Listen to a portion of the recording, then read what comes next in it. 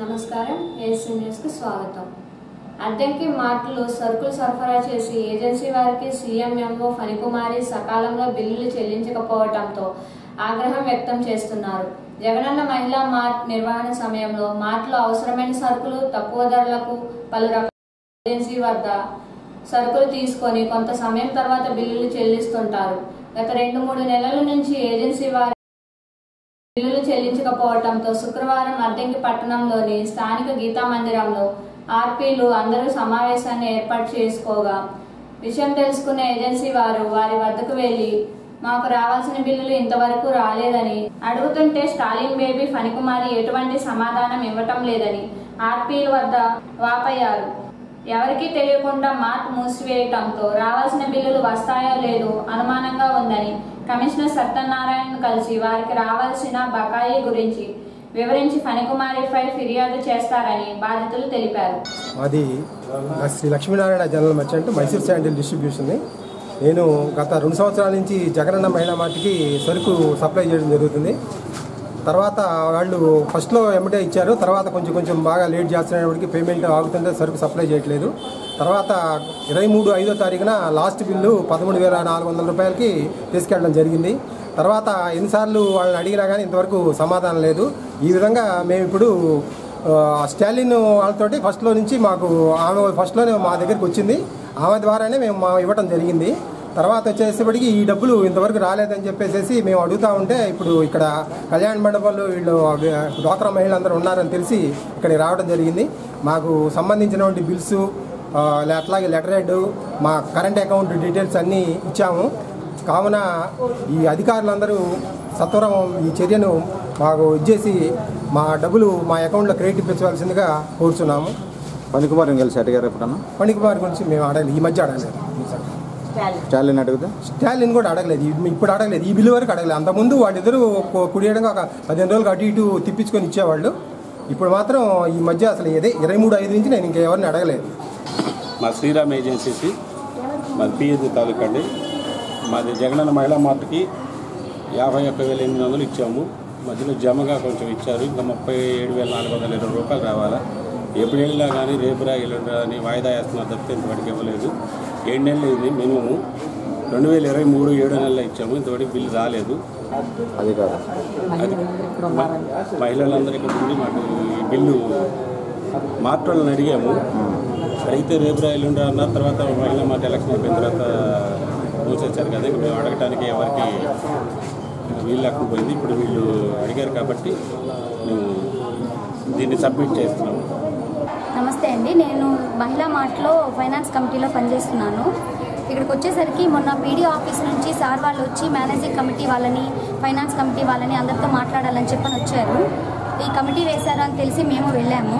Enquiry committee అయితే నడుస్తున్నప్పుడు అన్ని బిల్స్ సబ్మిట్ చేశారు, కానీ మేము పలానా షాప్లో అప్పున్నాము, పలానా వాళ్ళకి డబ్బులు ఇవ్వాలి అని ఎక్కడా కూడా పేపర్ పరంగా ఎక్కడా కూడా లేదు.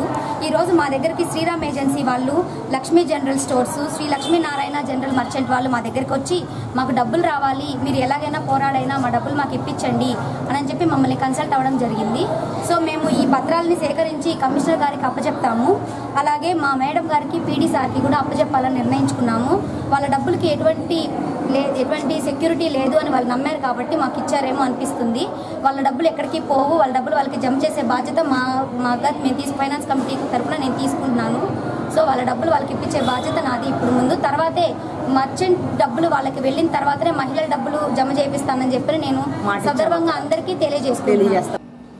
వ్యవసాయ గణన భారత ప్రభుత్వం వారిచే ప్రతి 5 సంవత్సరాలకు ఒకసారి ఆంధ్రప్రదేశ్ అర్ధగణాంక శాఖ ద్వారా నిర్వహిస్తుంటారని, అందులో భాగంగా 2021-22వ 2వ విడత గణాంక నిర్వహించేందుకు శిక్షణ ఇవ్వనున్నారని సిపిఓ శ్రీనివాసరావు అన్నారు. అద్దెకి మండల పరిషత్ కార్యాలయంలో శుక్రవారం రెవెన్యూ శాఖ సిబ్బంది గణాంకనపై సమావేశాన్ని ఏర్పాటు చేయగా సిపిఓ శ్రీనివాసరావు హాజరయ్యి గణాంకన గురించి పూర్తి స్థాయిలో వివరించారు. గణాంకన చేసే సమయంలో ఎంతో నిబద్ధతతో చేయాలని శ్రీనివాసరావు సూచించారు. 2 సెంట్ల వరకు పంట పండించడానికి నేను కొనుగోలు చేయలేదు. రోడ్డు పక్కనే నేను రియల్ ఎస్టేట్ పర్పస్ కొనుక్కున్నాను, కానీ అది ఎల్పీ అని ఆడెవడో రియల్ ఎస్టేట్ ఇచ్చిన వాడు ఆ రోజు నారా కట్టలే. ఇది అర్థమవుతుందా? అనాథరైజ్డ్గా రియల్ ఎస్టేట్ అనుకో మనం వేసేసాం. కానీ ఎందుకో నేను పొలం ఎక్కువ చేసుకుంటూ పంట పండి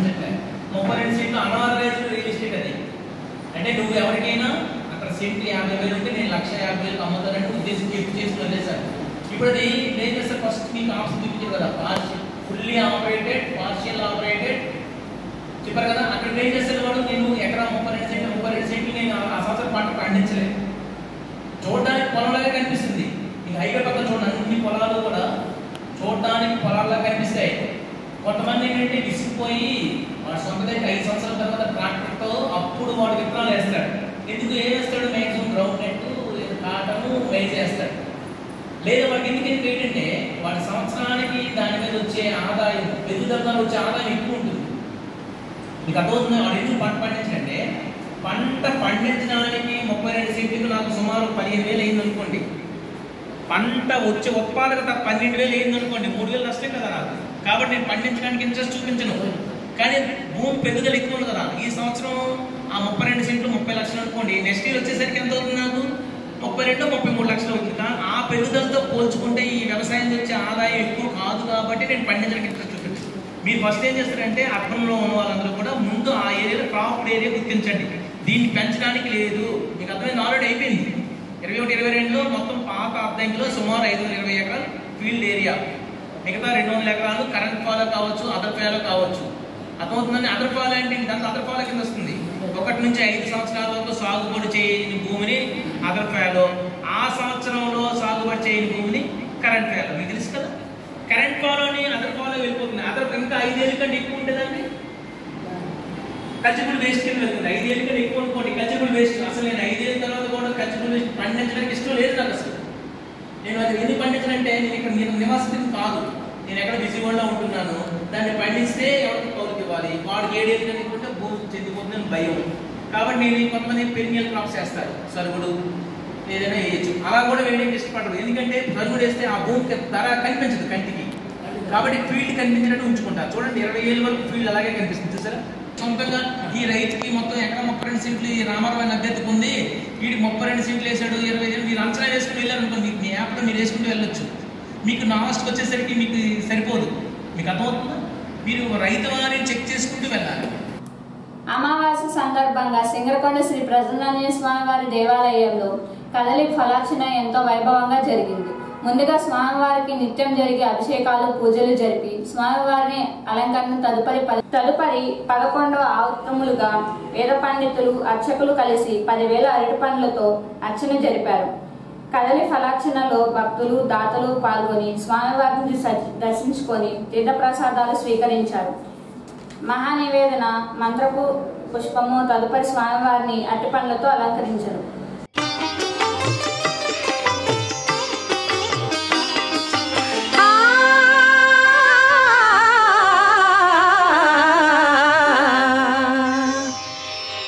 హనుమంతుని మహిమలను తెలియగరండి, శ్రీ ఆంజనేయ పదములను వేడగరండి.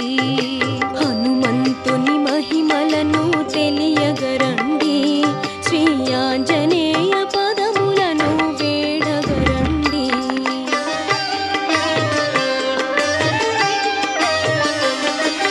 ప్రతి క్షణము రామనామ ధ్యానము, రామ పరసేవకి హనుమంతుని జీవితం. రామ స్మరణేలే హనుమంతుని మూల ప్రాణము. హనుమంతుని మహిమలను తెలియగరండి, శ్రీ ఆంజనేయ పదములను వేడగరండి.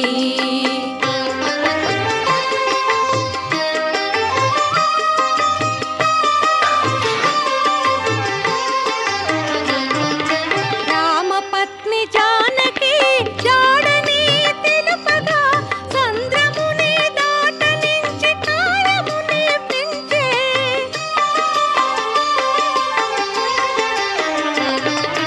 రామపత్ని జానకి జాడని తెలుపగా,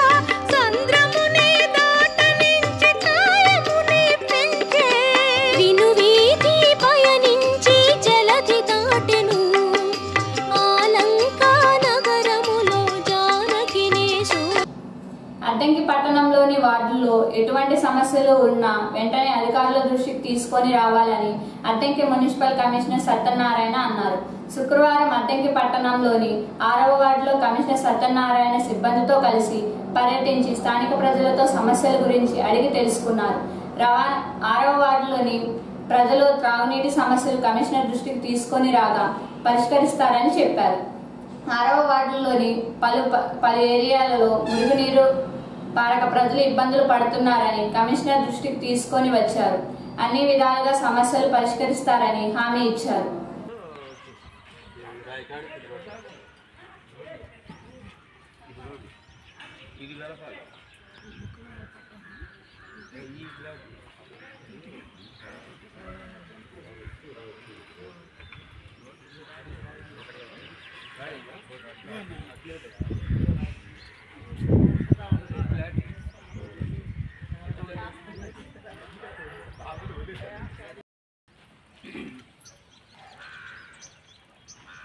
ఇది మన ప్లాన్లో ఉందా గోపి?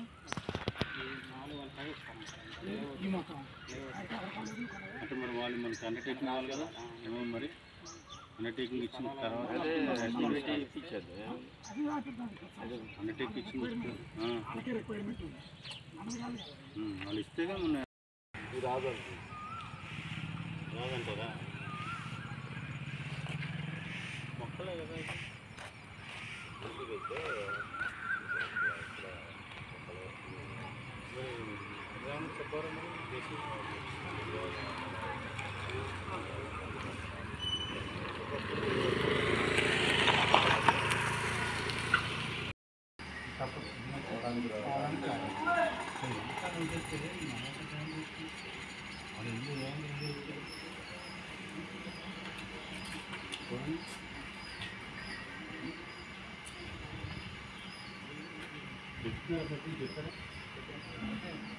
మనం తీసుకోవడానికి వీలుగా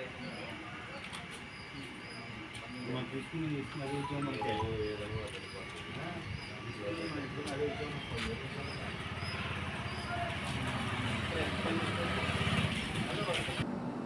అద్దంకి పట్టణంలోని 19వ వార్డు పరిధిలో పాతదామవారిపాలెం గురువారం అర్ధరాత్రి నుంచి శుక్రవారం మధ్యాహ్నం వరకు విద్యుత్ సరఫరాలలో అంతరాయం ఏర్పడింది. అర్ధరాత్రి సమయంలో ఉన్నట్లుండి విద్యుత్ స్తంభం విరిగిపడి కేబుల్ వైర్లు కింద పడటంతో విద్యుత్కు అంతరాయం ఏర్పడింది. దీంతో దామవారిపాలెం ఏరియాలో 12 గంటల పాటు విద్యుత్ కోతకు ఇబ్బందులు ఏర్పడ్డాయి. శుక్రవారం ఉదయం మరమ్మతులు చేసి మధ్యాహ్నం నాటికి విద్యుత్ సరఫరాను చేశారు.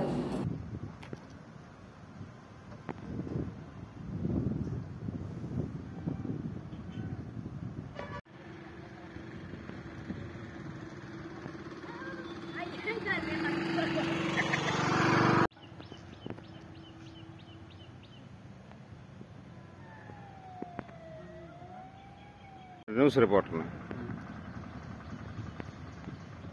మొన్న చెప్పాము డ్యామేజ్లో ఉంది లాగమన్నాం, ఆ పక్క చిమ్మింగ్ చేసాము.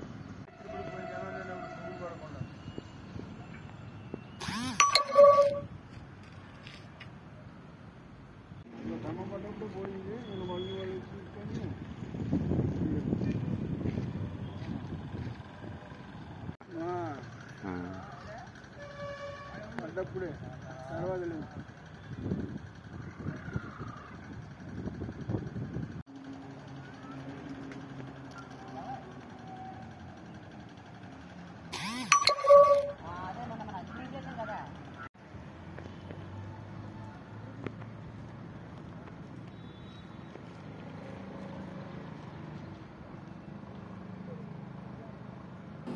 విద్యార్థులు మధ్యాహ్నం భోజనం చేసే సమయంలో తప్పనిసరిగా 2 చేతులు సబ్బుతో పరిశుభ్రంగా కడుక్కోవాలని అద్దంకి మండల విద్యాశాఖ అధికారి సుధాకర్ అన్నారు. అద్దంకి మండలం తిమ్మాయిపాలెం జిల్లా పరిషత్ హైస్కూల్లో మండల పరిషత్ ప్రాథమిక పాఠశాలలో శుక్రవారం హ్యాండ్ వాష్ డే కార్యక్రమాన్ని ఏర్పాటు చేయగా ఎంఈఓలు హాజరయ్యి 2 చేతులు పరిశుభ్రత గురించి విద్యార్థులకు వివరించి భోజనం చేసే సమయంలో చేతుల శుభ్రతపై అవగాహన కల్పించారు. అలాగే అద్దంకి మండలం బొమ్మనంపాడు ప్రాథమిక పాఠశాలలో చదివే విద్యార్థులకు retired bank manager Erramothu Nageswararao 10,000 రూపాయలు విలువ చేసే నోటు పుస్తకాలు, పలకలు, పెన్నులు అందజేశారు. ప్రతి సంవత్సరం వారి వంతు సహాయ సహకారాలు అందజేస్తారని నాగేశ్వరరావు తెలియజేశారు. మీరు ప్రతిరోజు పాఠశాలకు వచ్చి మధ్యాహ్నం భోజనం చేసేటప్పుడు శుభ్రంగా చేయి కడుక్కోండి, ఎలా వాష్ హ్యాండ్ చేసుకోండి. శుభ్రంగా మీకు ఇక్కడ తప్పిస్తారు, ఎలా కడగాలో వాళ్ళు చెప్తుంటారు. మన చేతులు సరిగా ఉంటేనే ఆరోగ్యం లేకపోతే ఏమవుతుందంటే ఇక్కడ గెలిపి చూసారా అక్కడ మట్టి చేరేది అన్నం కలిపి లోపల పోతుంది. చాలా జాగ్రత్తగా ఉండాలి. తర్వాత కలుసులు మీరు తాగబాకండి, మంచిగా తాగండి. అవసరమైతే మీరు ఇంటిగా తీసుకుని పర్వాలా, లేకపోతే బల్లో వాటర్ తాగండి. ఎప్పుడైతే మంచి ఆరోగ్యంగా ఉంటారో అన్నీ కరెక్ట్గా ఉంటాయి. జాగ్రత్తగా పిల్లలు ఉపయోగించుకుంటాం.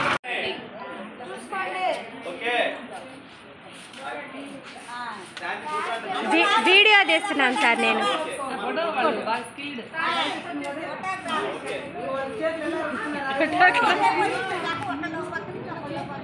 నువ్వు అటు నుంచి ఫోటోది, నేను ఎదురు వీడియో తీస్తాను. ఎంత ఇస్తారు మ్యామ్ డబ్బులు?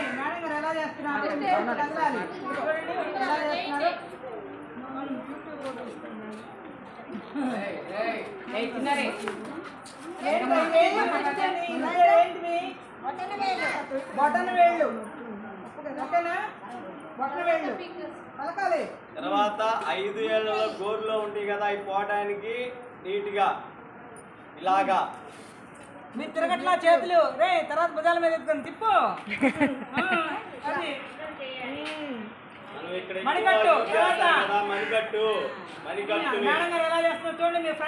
మేడం చూడండి.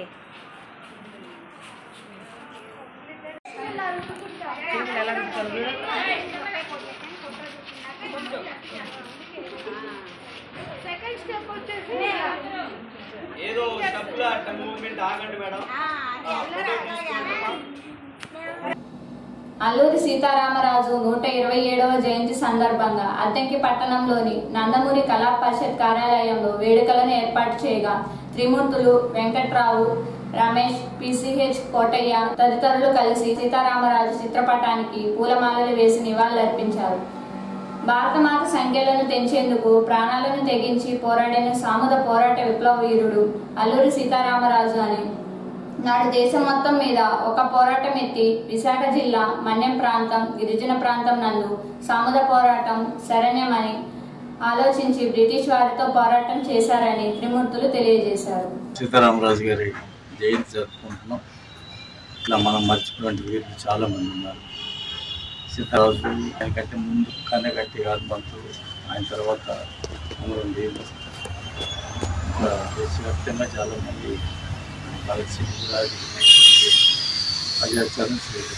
చాలామంది ప్రాణాలకి తెగించి పోరాడినటువంటి వ్యక్తులు ఉన్నారు, సంస్థలు ఉన్నారు. సంస్థలు అంటే కథల సంస్థలు లాంటివి, ఇంకా విప్లవ సంఘాలు ఉన్నాయి. ఇవన్నీ కూడాను బ్రిటిష్ వాళ్ళ మీద వాళ్ళు కావాలి హింసగా చూసుకోవాలని ఎక్కడి చేయాలి.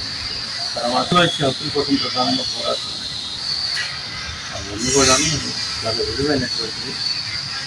ఆ పోరాటంలో పాల్గొన్నటువంటి వాళ్ళను గుర్తు చేసుకోవటం, ఉత్తేజాన్ని పొందడం అలానే మంచి సాంప్రదాయం. ఏంటంటే మనం ఇలాంటి వాటికి విద్యార్థుల దగ్గరికి, యువకుల దగ్గరికి సందేశం తీసుకువెళ్ళగలిగితే వాళ్ళకి మనం గతం గురించి చెప్పగలిగిన వాళ్ళం అవుతాం. ఏదైనా మన ఆలోచన అడిగిన ఉంటే బాగుంటుంది. జోహార్ అల్లూరి సీతారామరాజు. స్వాతంత్ర సమర యోధుడు, పోరాట యోధుడు, అన్య ప్రజల ధనాన్ని కాపాడటానికి ఆనాడు తన ప్రాణాన్ని కూడా అర్పించేటువంటి మన్య వీరుడు అల్లూరి సీతారామరాజు 127వ జన్మదిన సందర్భంగా కార్యక్రమాన్ని ఏర్పాటు చేయడం జరిగింది. సీతారామరాజు జన్మదినం మనం జరుపుకోవడం అంటే భారత స్వాతంత్ర సమరంలో దేశవ్యాప్తంగా వివిధ రూపాలలో పోరాటం జరుగుతున్నాయి. ఎవరు నచ్చిన పోరాట రూపంలో ఆనాడు అనుసరిస్తూ వచ్చారు. గాంధీ గారు ఒక పద్ధతిలో, ఆయన ఒక శాంతియుత పద్ధతిలో ఆయన ఉద్యమాన్ని నడుపుతూ వచ్చాడు.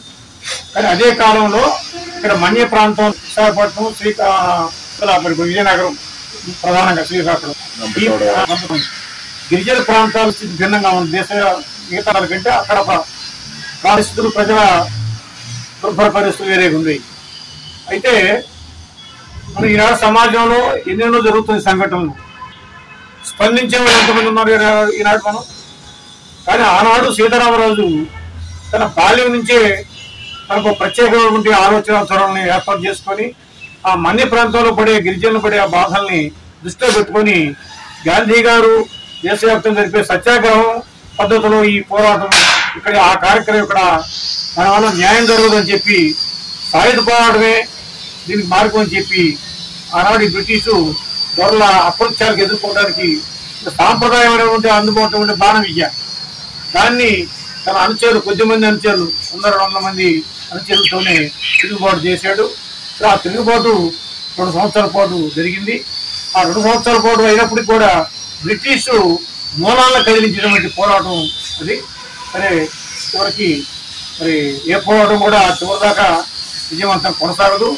కొద్దిమంది అనుచరులే కాబట్టి ఈ బలమైన బ్రిటిష్ సామ్రాజ్యం సైనికులు అల్లూరి సీతారామరాజుని మరి చంపడం జరిగింది.